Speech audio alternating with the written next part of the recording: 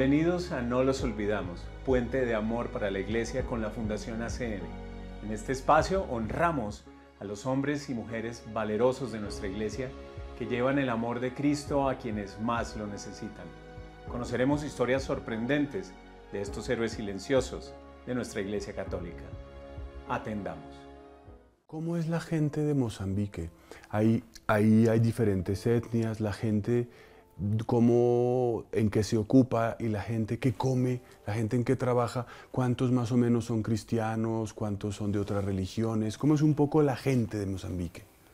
Bueno, yo hablo más y pues que quede claro que yo tengo que centrarme en la provincia donde yo vivo, porque yo permanecí ahí, porque nosotros solo tenemos una única comunidad que es en esa provincia. Nosotros no tenemos en las otras provincias del país, pues no sabe lo que sabe porque claro, estamos en el país y conocemos.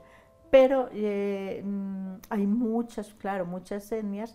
De hecho, nosotros teníamos un hogar de 200 estudiantes, eran 3 etnias diferentes. Los macúas, los macondes y los quimuanes. Entonces, hay unas diferencias marcadísimas entre esos grupos. Sin embargo, es espectacular la convivencia entre ellos, ¿no? A nivel de convivir, cada uno respetando el modo de ser y la cultura y la tradición del otro. Entonces, un ejemplo sería los internados que se tienen allá. Y yo que tuve el privilegio de dirigir el internado por 16 años, aprendí muchísimo. No solo a nivel religioso también existen varias confesiones religiosas. Bueno, los más, digamos, pues los que más destacan, pues sí es la religión musulmán y la cristiana, evidentemente, la cristiana en sentido amplio y la católica. Entonces, en ese sentido, la convivencia siempre fue muy pacífica, hasta hace poco que se nos dañó mucho el ambiente.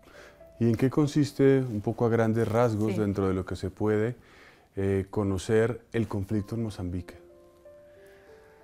Bueno, es un conflicto que nosotros, todavía yo por lo menos no alcanzo a comprender realmente la dimensión y las raíces y todo eso, pero es un conflicto que desafortunadamente ha influido mucho en el tema de la convivencia entre los hermanos, porque ha metido mucho la desconfianza, ¿no? Lo primero que hacen estos conflictos religiosos es dividir al pueblo, y es que ahí está el problema serio.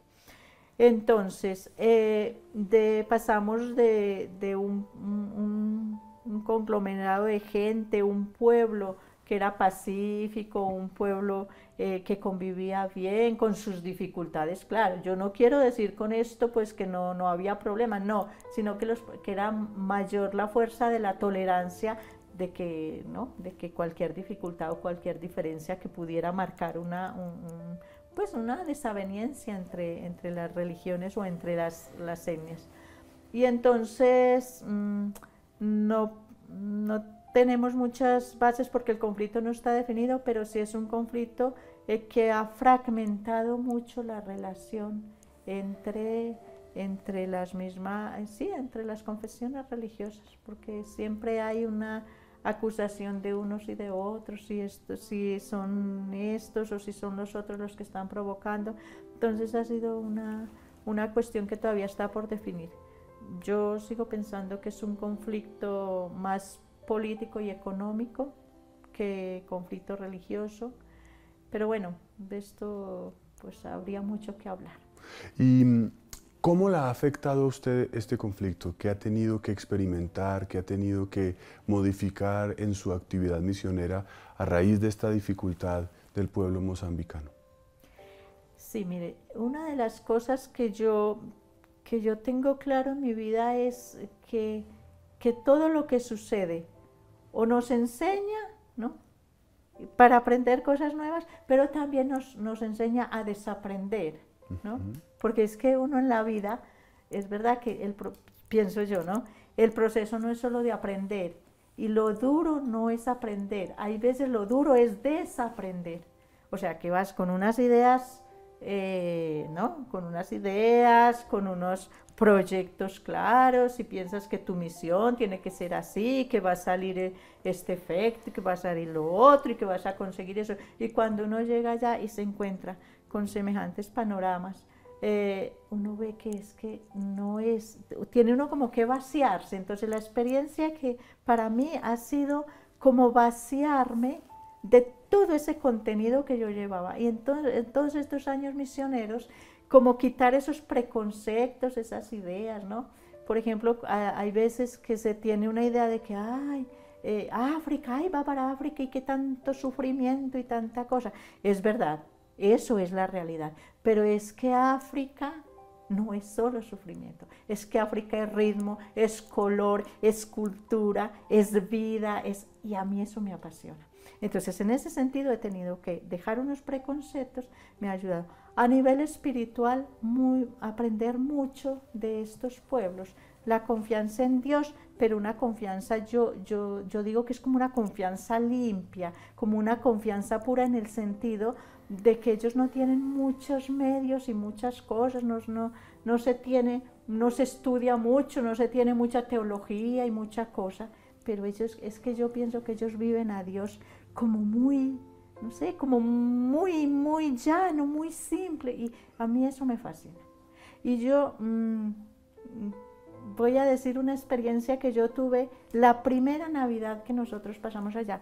A ver, en la Navidad de Mozambique se celebra muy diferente a nuestros contextos. Allá, pues los cristianos, ¿no?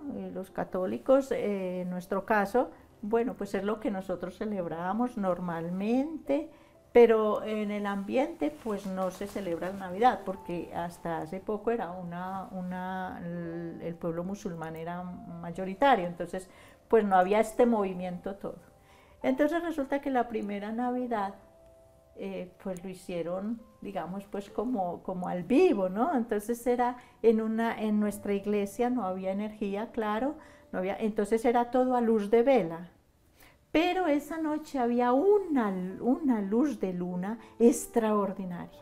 Entonces el pesebre, pues porque no se hace pesebre y nosotros tampoco nos llevamos pesebre porque pues nosotros nos fuimos así y no llevamos pesebre, nosotros llegamos allá en septiembre y bueno, entonces ¿y cómo se va a hacer el pesebre y no sé qué? Y dije, no, pero es que aquí no se acostumbra a eso, nosotros hacemos el pesebre con el niño vivo, el último niño que nació, y el papá y la mamá, y ese es el pesebre. Y ahí yo me di cuenta, sí señor, es esto lo que hay que recuperar en nuestras celebraciones de la Navidad, lo más auténtico. Entonces llegó el momento pues que el Padre introdujo que venga, y entonces entró Jesús y María, y entonces se pusieron ahí. Y había una ventana con el vidrio roto, porque nosotros encontramos la iglesia prácticamente en ruinas, entonces había un vidrio roto, y yo no sé qué efecto hacía, entonces la luna se entraba y daba directo a ese niño. Un niño negrito, precioso, con y llegaba directamente, iluminaba al niño. Y eso fue una experiencia para mí maravillosa, porque yo decía, y yo me quedé extasiada. Lo demás, yo no sé qué pasó, pero yo pienso que si a mí me preguntan cuál ha sido la mejor Navidad que usted ha vivido, yo digo que la primera Navidad del 2004 en Mozambique a nivel de experiencia espiritual. Porque a mí se me abrieron muchos interrogantes y muchas cosas, pero sobre todo se me abrió como un amor profundo por ese pueblo. En ese sentido es impresionante que en medio de un conflicto que le ha obligado a moverse de una misión a otra para buscar una zona un poco más segura de cara a su servicio misionero, usted quiera volver a África. En medio del peligro, en medio del riesgo, ¿qué la cautiva para de nuevo exponerse de esa manera en una región remota? Usted acaba de hablar de la gente, me gustaría que me profundizara un poquito ese punto, porque me parece absolutamente apasionante. Es decir, ¿Qué hay en África que hace que una persona quiera volver a exponer su vida allá? Sí, lo que hay yo no le sé decir. Pero si usted le pregunta a cualquier persona que ya fue al África en este sentido, le van a decir lo mismo. No sabemos qué tiene África, pero cautiva, enamora y atrae. Y como que lo amarra a uno ahí, pero no en sentido de obligación, ¿no? Pues yo me acuerdo mucho del texto, aquel texto que dice con cuerdas de amor, no, ese texto así me gusta mucho.